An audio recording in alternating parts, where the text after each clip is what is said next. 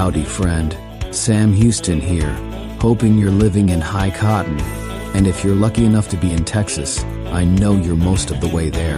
Now enjoy your daily dose of Texas history and Texas pride.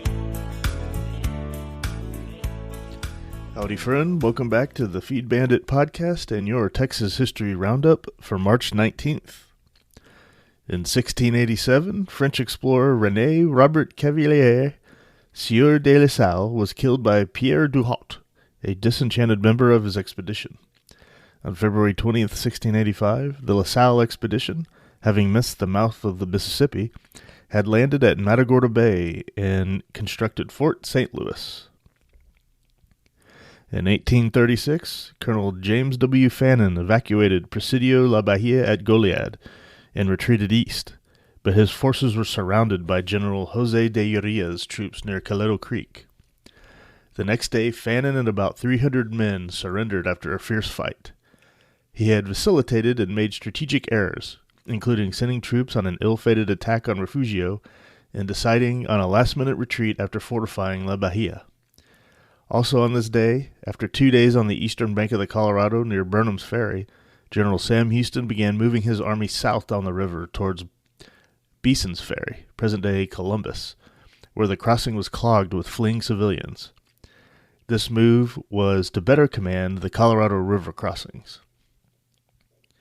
And in 1840, the Council House fight occurred in San Antonio when 30 Panateca Comanche leaders and warriors, as well as 5 women and children, were killed by Texas troops.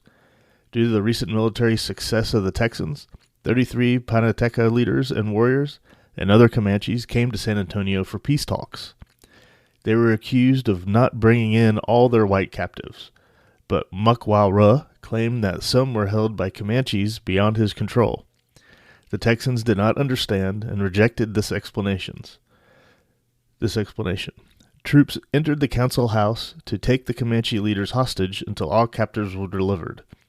In the ensuing melee, most Comanches in the council house were killed. The council house fight outraged the Comanches and led to escalating violence on the frontier for several decades.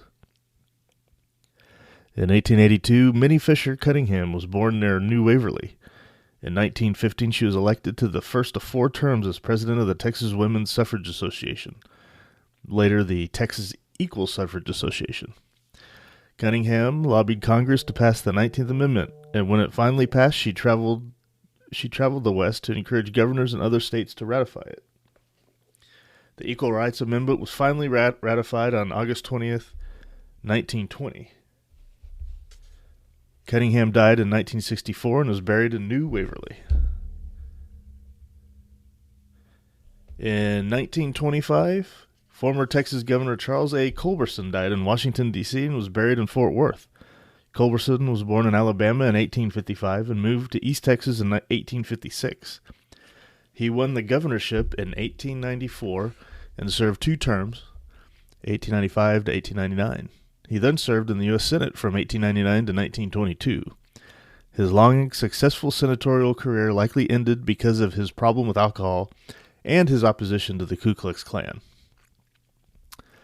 And in 1966, Texas Western College, now called UTEP, UT El Paso, under coach Don the Bear Haskins, defeated the University of Kentucky 72-65 at College Park, Maryland, to win the National College Basketball Championship.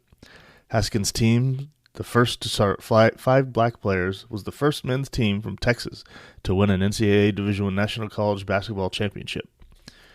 And finally, in 1984, my wife, Laura, was born.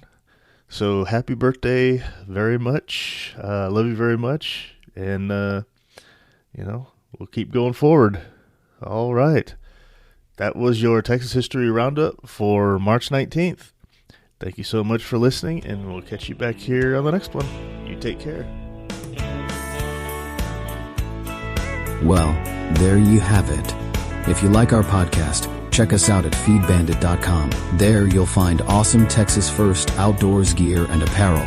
Your purchase helps support the Bandits and keeps this podcast on the air, fighting for you and for Texas. Remember, preserve the tradition, protect the legacy.